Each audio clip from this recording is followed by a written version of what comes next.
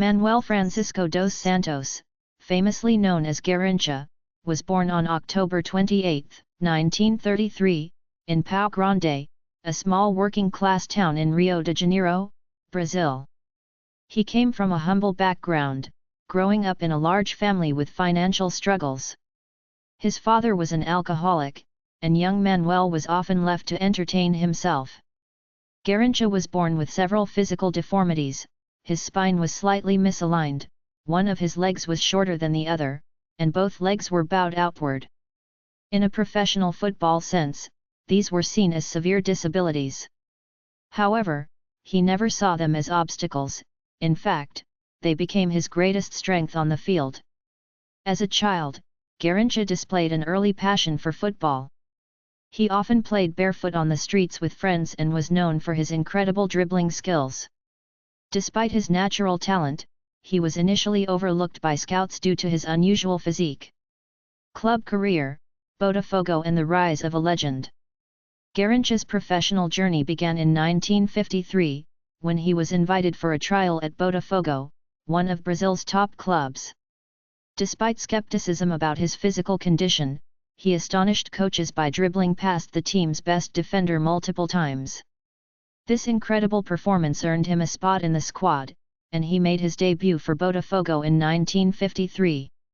Over the next 12 years, Garrincha became the heart and soul of Botafogo. His dribbling was magical, often humiliating defenders with his unpredictable feints and dazzling runs down the right wing. He formed a legendary partnership with striker Nilton Santos, helping Botafogo win multiple Campeonato Carioca titles, the state championship of Rio de Janeiro. His ability to entertain and astonish made him a crowd favorite.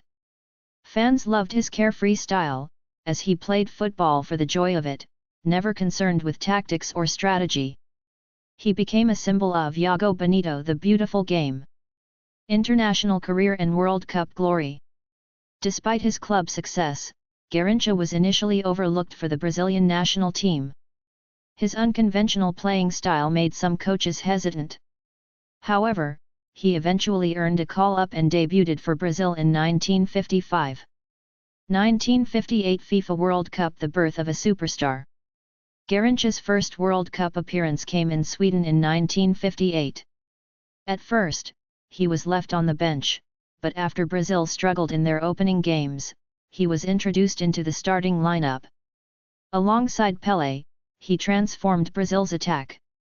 In the quarterfinals against Wales, Garrincha set up Pelé's winning goal. In the final against Sweden, he tormented defenders, helping Brazil secure their first World Cup title with a 5-2 victory. His dribbling and pace made him one of the standout players of the tournament. 1962 FIFA World Cup, the one-man show. With Pelé injured early in the 1962 World Cup, the responsibility of leading Brazil fell on Garrincha. He delivered one of the greatest individual performances in World Cup history, almost single-handedly guiding Brazil to victory. He scored twice against England in the quarterfinals and twice against Chile in the semi-finals, mesmerizing opponents with his unpredictable dribbles and long-range shots. Brazil defeated Czechoslovakia 3-1 in the final, and Garrincha became the first winger to win the Golden Ball as the tournament's best player. At his peak, Garrincha was considered unstoppable, and many believe he was even more influential than Pelé in Brazil's success. Decline and personal struggles. After his 1962 World Cup heroics, Garrincha's career began to decline. He suffered knee injuries, which significantly affected his dribbling ability. He also struggled with alcoholism, which had been a part of his life since childhood. In 1966, he played in his last World Cup, but Brazil was eliminated in the group stage. After leaving Botafogo in 1965, he had short, unsuccessful stints with clubs like Corinthians, Flamengo, and Olaria. His once magical dribbling became ineffective due to injuries, and by the early 1970s, he retired from professional football.